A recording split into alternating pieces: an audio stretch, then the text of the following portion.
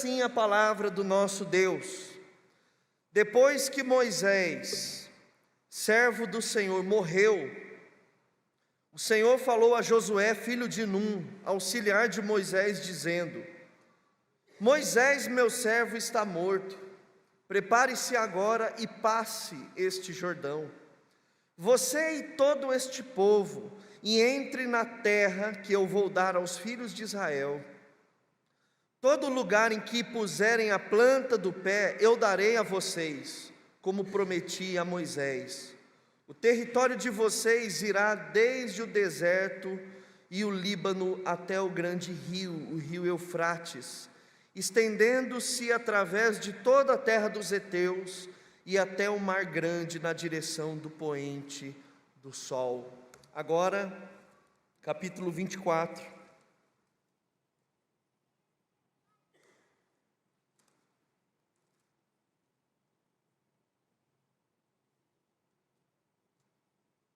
Versos 14 e 15.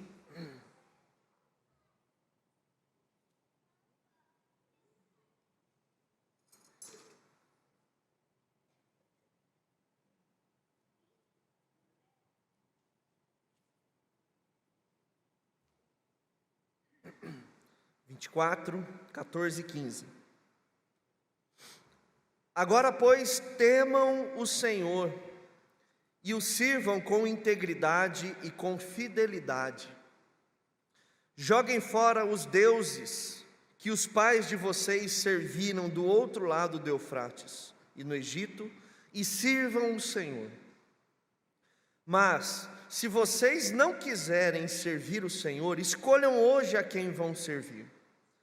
Se os deuses a quem os pais de vocês serviram do outro lado do Eufrates, ou os deuses dos amorreus em cuja terra vocês estão morando, eu e minha casa serviremos o Senhor.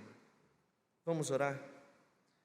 Pai querido e santo, obrigado pela tua palavra, obrigado pelas canções, a palavra do Senhor que foi cantada nessa noite. Obrigado pela oração, palavra do Senhor que foi orada nessa noite. Obrigado pela liderança dessa igreja. Obrigado pelo momento de oração de gratidão, onde nós levamos o nosso coração até o Senhor, agradecendo por tudo que o Senhor fez nesse ano. E que o Senhor também fale aos nossos corações pela tua palavra poderosa nessa hora. Oramos assim, em nome de Jesus. Amém e amém. Queridos, que expectativa nós temos nessa semana? Parece que sempre quando falamos de ano novo, mesmo sendo crentes, somos tomados por uma espécie de misticismo, e ficamos um tanto quanto otimistas para algumas coisas. Chega a ser mesmo até clichê quando nós falamos que temos inúmeros planos para o dia de amanhã: dieta, planejamento financeiro. Esse ano eu vou resolver as minhas contas. Uma viagem muito desejada. Esse ano eu vou me planejar para fazer a viagem dos meus sonhos. A conquista de uma casa, de um carro. Às vezes, a graduação tão esperada, o término de um curso ou o início de uma atividade a qual você sempre desejou fazer. E, mesmo sabendo que os nossos planos são muitas vezes contrários ao do Senhor, não é pecado sonhar. Até porque a Bíblia diz que uma coisa que o coração humano faz é planos, mas a resposta final vem do Senhor, e aí é que nosso coração precisa descansar. Mas a verdade é que nós chegamos sempre nessa data com uma certa mística. E no gueto evangélico, nós sempre estamos atrás de uma palavra que seja motivadora de final de ano. Talvez hoje nós saímos dos nossos lares e viemos aqui para a igreja esperando receber aquela palavra de Deus que vai mudar tudo em 2023, que vai nortear toda a nossa história, toda a nossa vida. Eu preciso entrar em 2023 com gás, motivado. E é aqui que pode acontecer grandes perigos. Nós olharmos para a Bíblia apenas como um trampolim para que a gente chegue em 2023 motivados, porque chegamos ao final do ano, mesmo tendo um ano abençoado, cansados. Talvez essa semana para você não foi uma semana legal. Talvez ao invés de ter muita gratidão no coração, você está doido para que esse ano vire a página logo, porque você está com dor, você está com dúvidas, tristeza, você apanhou até devolver o dinheiro. E aí, quando nós vamos para a palavra do Senhor, é muito fácil nesses momentos nós nos agarrarmos nos heróis. E vamos combinar que se tem uma coisa que a Bíblia, num olhar inicial, aparece nos fornecer, são heróis, especialmente no Antigo Testamento. Quem é que não olha para Abraão e olha para ele e fala: que homem, que herói, creu na promessa do Senhor sendo já em avançada idade, que seria pai de uma grande nação, mesmo tendo uma esposa estéril. Olha a saga de Abraão em Gênesis, as histórias, como Deus preservou ele. Aí mais adiante, nós vamos ver a saga depois de Isaac, de Jacó, como ele prosperou, como ele teve filhos, como ele enriqueceu mesmo sendo enganado pelo seu sogro. Aí nós vamos para um outro herói, José. A coisa vai ficando boa demais. E José é a típica história da jornada do herói, que começa dando tudo errado, vendido pelos seus irmãos, jogado num poço. Ele vai para o Egito e de escravo se torna governador. Meu Deus, que história extraordinária! Se nós retrocedermos um pouco mais, vamos ver outros heróis. Noé, puxa vida, que homem de Deus foi Noé! Creu na palavra do Senhor diante da terrível tragédia humana, e ele construiu uma arca. Que absurdo! Louco esse Noé! Mas ele estava ali construindo a arca. E aí nós vemos Moisés, que herói! Era para ter sido morto criança, a mãe dele joga ele no Nilo, ele é encontrado pela filha de Faraó, é tratado na corte real,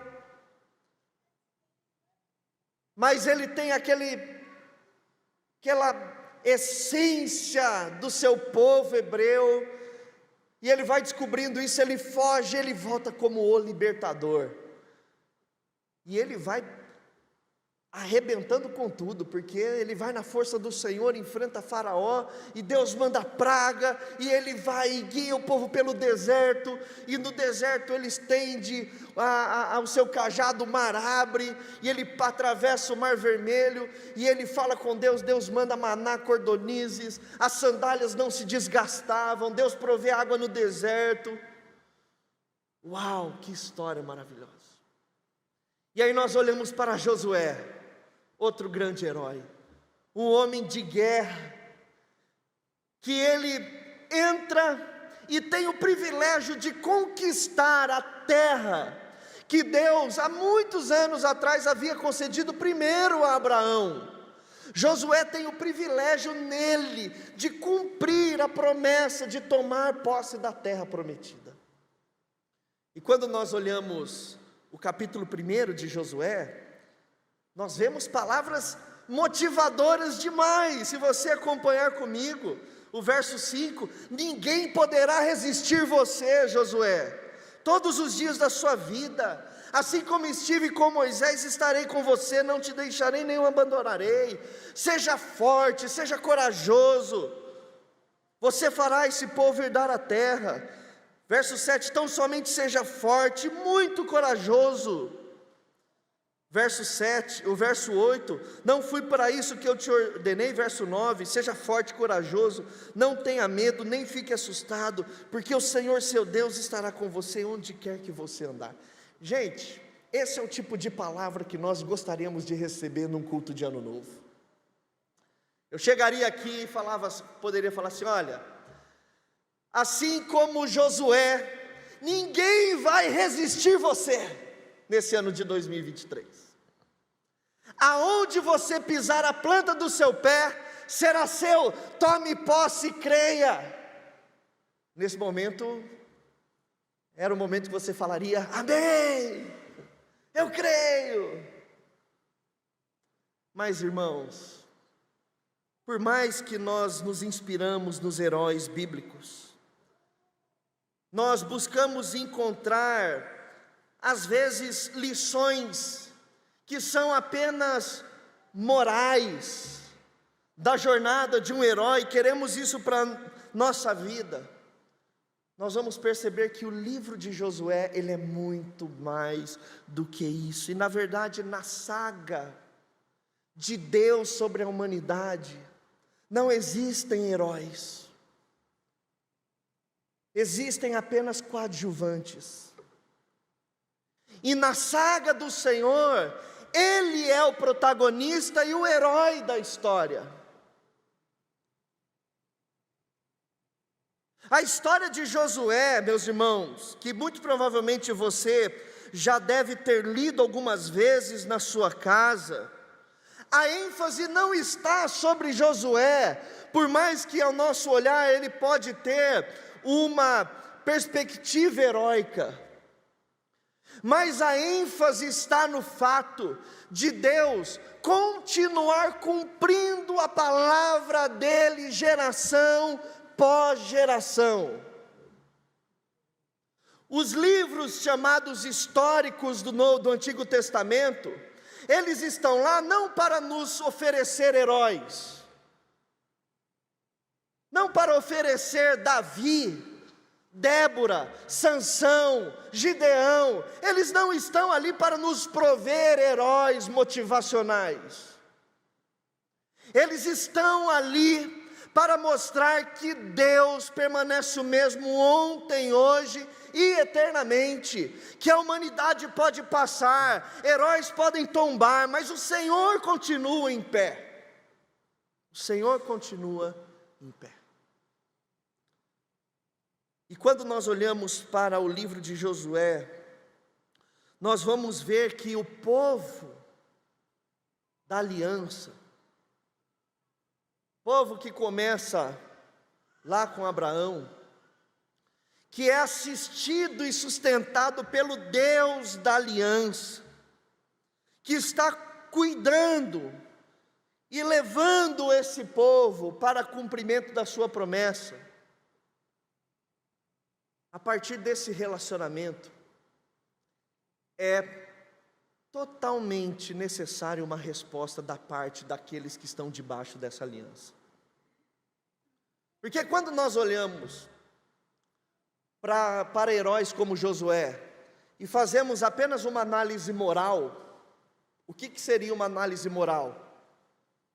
Ver as obras, ver aquilo que ele faz conforme aquilo que a lei exige, e se está de acordo ou desacordo. Nós sabemos que a obra não salva, mas a obra que nós ofertamos ao Senhor da nossa parte, ela é uma resposta que damos ao Deus que preserva a promessa dEle e a aliança dEle para todo sempre. De modo que quando olhamos para a história de Josué, não estamos olhando uma história onde Deus faz porque o povo é, mas é porque Deus é que o povo faz. Então nós lemos aqui no primeiro trecho desse texto, um evento muito importante, a morte de um herói chamado Moisés. E aqui tem um título que é precioso. Moisés é servo do Senhor. Servo do Senhor. Moisés morreu. Como que Moisés morreu? Ele estava no alto do Monte Nebo. Quando eles vieram pela península do Sinai, eles deram a volta no mar Morto e pararam numa grande montanha, Monte Nebo. E dessa montanha, ele via na sua frente, lógico que ao longe, Jericó, Jerusalém, provavelmente Belém. À sua direita, lá em cima, ao norte, o monte brilhoso chamado de Hermon, Monte Hermon. E no sul, sua esquerda, bem longínquo, a ponta final do Mar Morto. E ali, sem entrar na terra, mas vendo ela, ele é levado pelo Senhor. E aí então, assume Josué, e o Senhor fala com ele. Lembre-se que até então, a única pessoa com quem Deus havia falado foi Moisés, e agora ele fala com Josué. E ele deixa muito claro aqui as razões e o motivo norteador do seu escrito: Moisés, meu servo, está morto. Prepare-se agora e passe esse Jordão, você e todo esse povo, e entre na terra. Agora aqui vem o grande detalhe do protagonismo e de quem é o herói da saga e da história, que eu vou dar aos filhos de Israel.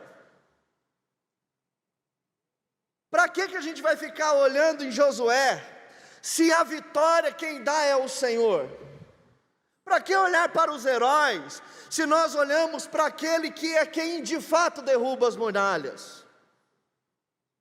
E aí então o Senhor diz: todo lugar em que puser a planta do pé, eu darei a vocês, como prometi a Moisés, como havia prometido antes aos patriarcas. E aí ele fala de toda a extensão territorial que seria daquele povo. Então, meus irmãos, o livro de Josué, ele é na verdade o palco da história de Deus. Nós vamos lendo as páginas de Josué, conhecer um pouco mais do Senhor e do cumprimento daquilo que é conhecido como o Evangelho do Antigo Testamento. Abra comigo lá em Gálatas, capítulo de número 3.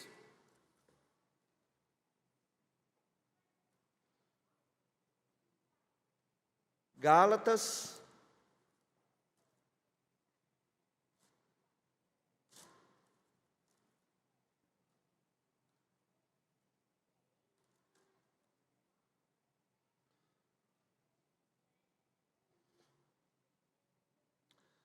a partir do verso de número 6, quando ele fala sobre o exemplo de Abraão. É o caso de Abraão, que creu em Deus e isso lhe foi atribuído para a justiça.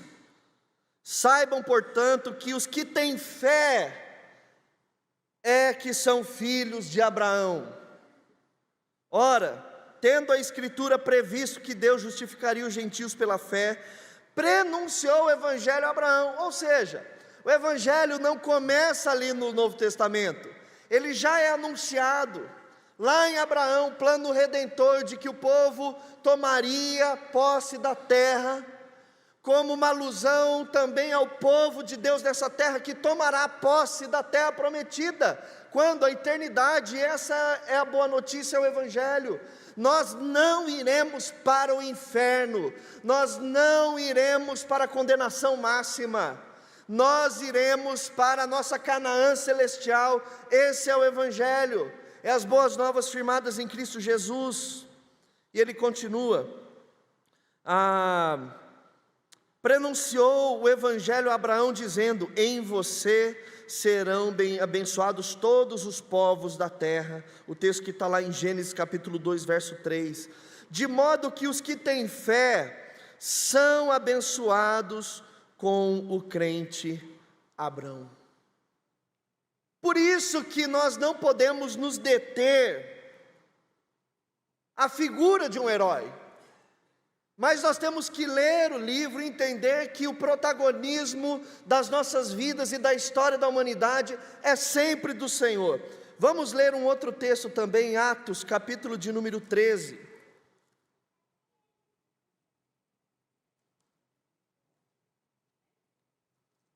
Versos 32 e 33.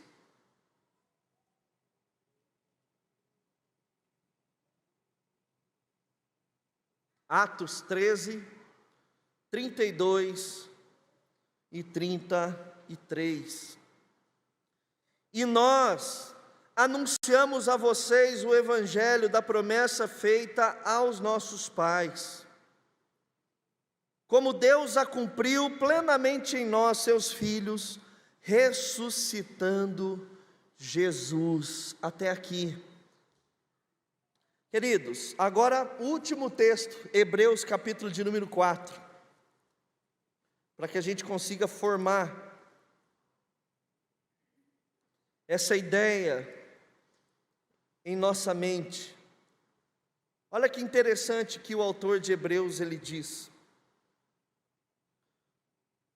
portanto, visto que nos foi deixada a promessa de entrar no descanso de Deus, e aqui descanso de Deus, leia-se, eternidade, a salvação uma vez por todas, porque esse será o descanso de Deus para nós. Tenhamos cuidado para não parecer que algum de vocês deixou de alcançá-la. Aqui entra a nossa resposta frente àquilo que Deus fez em sua promessa. Porque também a nós foram anunciadas as boas novas, exatamente como aconteceu com eles. Aqui uma referência ao povo do Antigo Testamento.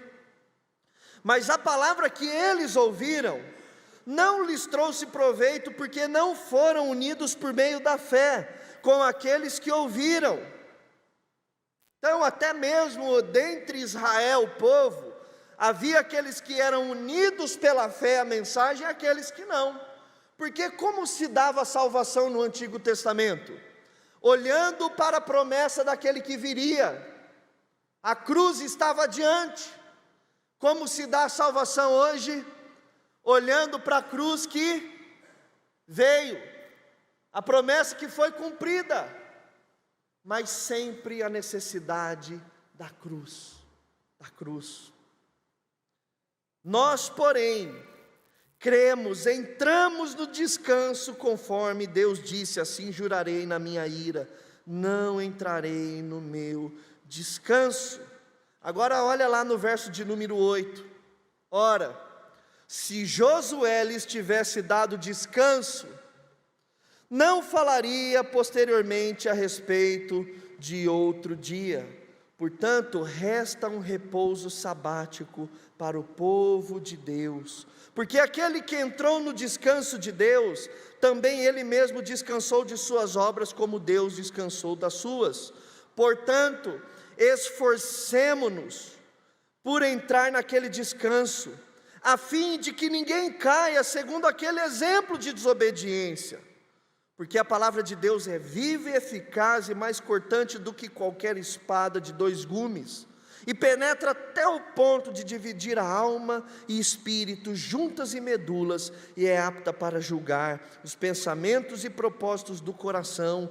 E não há criatura que não seja manifesta na sua presença, pelo contrário, todas as coisas estão descobertas e expostas aos olhos daquele a quem temos de prestar contas. Agora a gente vai voltar lá para Josué, capítulo de número 24.